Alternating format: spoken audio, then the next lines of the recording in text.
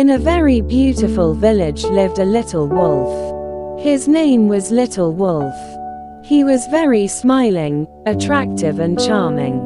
Her siblings were equally beautiful. The names were Long Wolf and Brother Wolf. One day, the siblings went to weed with their friends. The little wolf left the sibling alone and said, "Sister, don't leave me."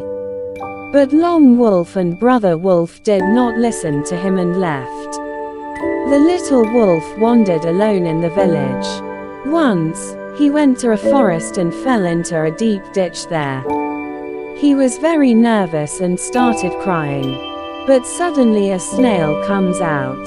A beautiful wolf approaches him and runs away with him in his arms. He is very happy that he was saved.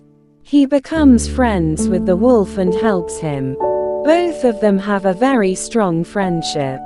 A few days later, the wolf siblings return and wonder where the little wolf has gone. They see him with the wolf and are happy that their child is saved.